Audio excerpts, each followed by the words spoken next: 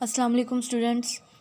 आज का जो हमारा टॉपिक है वो है पेज नंबर 158 पे oral cavity selection grinding and partial digestion, chapter number 8, page number 158। सबसे पहले तो ये नोट कर लें कि ये बहुत इंपॉर्टेंट क्वेश्चन है और इसका क्वेश्चन किस तरह से आता है। Describe the oral cavity in detail. ये सारा जो पूरे कंप्लीट टॉपिक है विद द डायग्राम, ये आप लोगों ने अंदर ड्रॉ कर देनी है, ठीक है। Oral cavity is the space behind the mouth and has many important functions in which process of digestion takes place. और कैविटी कहते हैं खाली जगह को, ऑरल कैविटी कहते हैं मुंह के पीछे जो कैविटी होती है जहाँ पे आप लोग नवाला रखते हो और वहाँ से उसका प्रोसेस स्टार्ट होता है, उसको कहते हैं ऑरल कैविटी। इसके फर्दर पार्ट्स हैं वो आगे डायग्राम में शो करते हैं, उसको बाद में देखते हैं।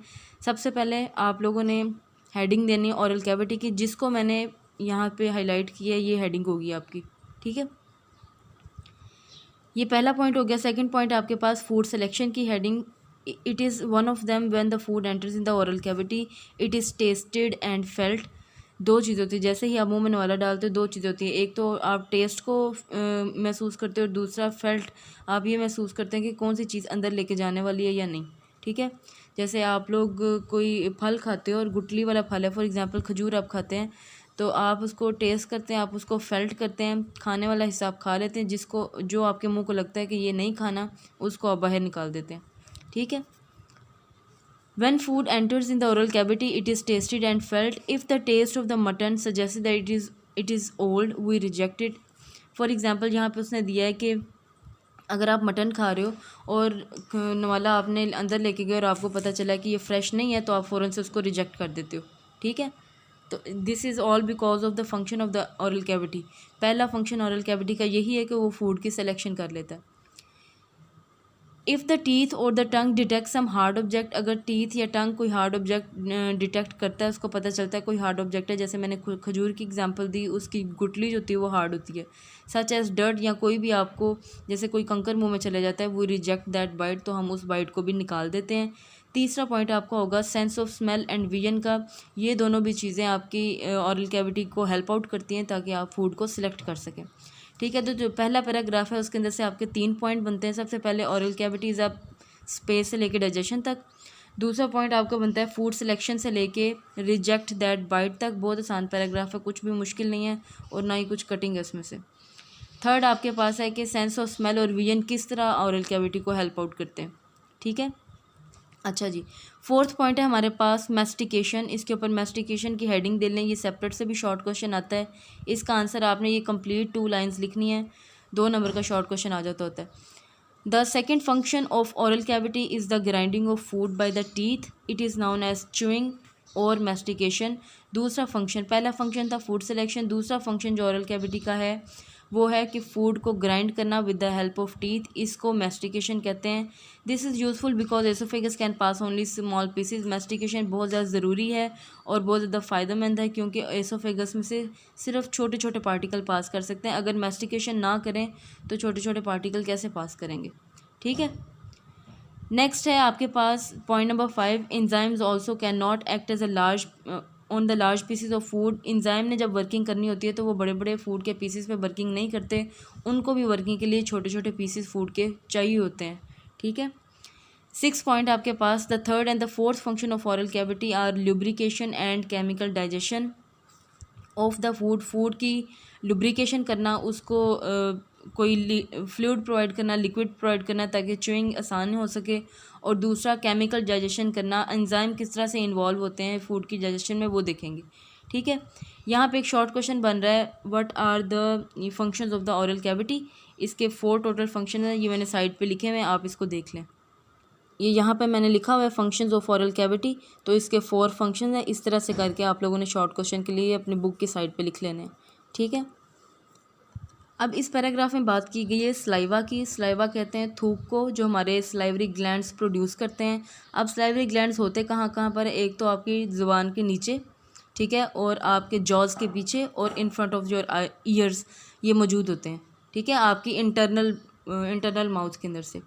3 पेयर्स होते हैं स्लाइवरी ग्लैंड के। जैसे ही आप मुंह में कुछ डालते हैं तो ये तीनों में से लुब्रिकेशन निकलती है, ठीक है, जिसके अंदर वाटर और म्यूकस होता है, फूड के अंदर वो मिक्सअप हो जाता है और फूड आसानी से फिर एसोफेगस में पास कर जाती है। इसको एक दफ़ा रीडिंग करने लगी मैं।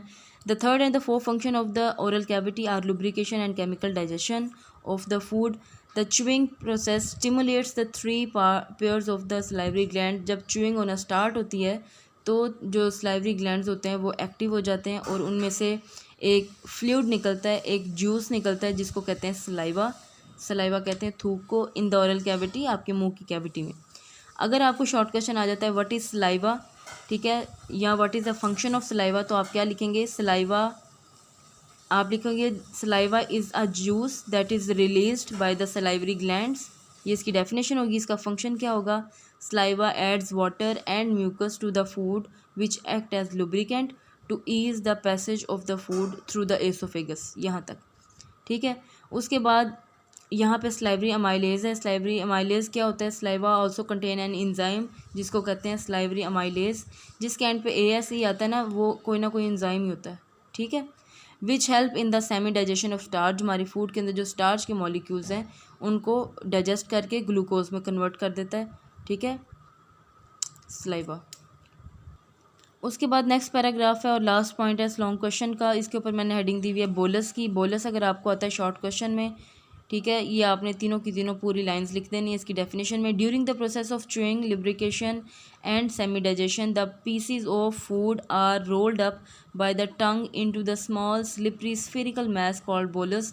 जब आप नवाले को चबा रहे होते हैं और चबाते चबाते वो जो एक छोटा सा पीस बन जाता है फूड का, जिसको अब आपने आगे पास कर देना है एसोफेगस के अंदर, वो छोटा सा जो स्फेरिकल बॉल है उसको कहते हैं बोलस, ठीक है। अच्छा, इस टॉपिक से हमें पता चला कि जो डाइजेशन होती है वो आगे जाके स्टार्ट नहीं होती, वो माउथ में भी स्टार्ट हो जाती है।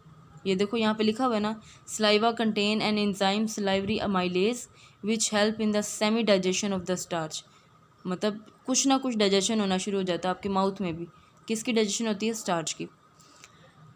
We swallow the bolus and the push into the oesophagus through the pharynx. और फिर हम आगे इसको एसोफेगस में पुश कर देते हैं। यहाँ पे मैंने 2 क्वेश्चन लिखे हुए हैं।